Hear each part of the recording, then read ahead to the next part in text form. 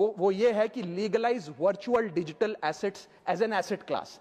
India में अभी sir वैसे ही डी फैक्टो लीगलाइज टैक्सेशन है वर्चुअल डिजिटल एसेट्स, यानी कि cryptocurrency, stablecoin etcetera. क्योंकि अगर उनकी खरीद बेच पर कोई मुनाफा होता है तो 30% फ्लैट इनकम टैक्स लगता है और 1% ट्रांजैक्शन टैक्स जो अपनी वस्तु बेच रहा है उसे सरकार को जमा कराना पड़ता है।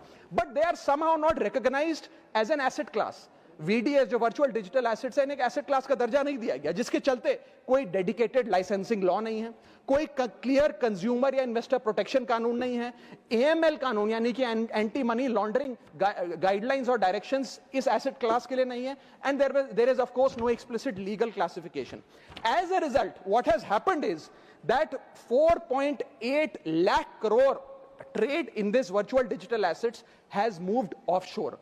भारत के बाहर निकलकर वो अन्य देशों में, दुबई, सिंगापुर, मलेशिया और अन्य देशों में इसका ट्रेड हो रहा है जो भारतीय कर रहे हैं।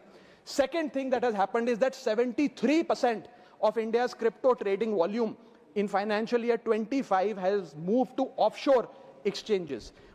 What has further happened is that 180 virtual digital asset startups have moved to countries like Dubai and Singapore, and as a result जो देश, भारत देश के 12 करोड़ ऐसे लोग हैं जो इन वर्चुअल डिजिटल एसेट्स में, क्रिप्टो में, आरडब्ल्यूए यानी कि रियल वर्ल्ड एसेट में, स्टेबल कॉइन में इन्वेस्ट करना चाहते हैं, वो ऑफशोर जाकर इन्वेस्ट कर रहे हैं। जरूरत है कि हम कंप्लायंस हिंदुस्तान में लागू करें, उसे हेविली रेगुलेट करें, लेकिन उसे ऑनशोर लाएं। इसके चलते अगर ऐसा होता है तो सरकार के खजाने में 15 से 20 हजार करोड़ रुपए का इजाफा होगा, उन्हें उतना टैक्स मिलेगा।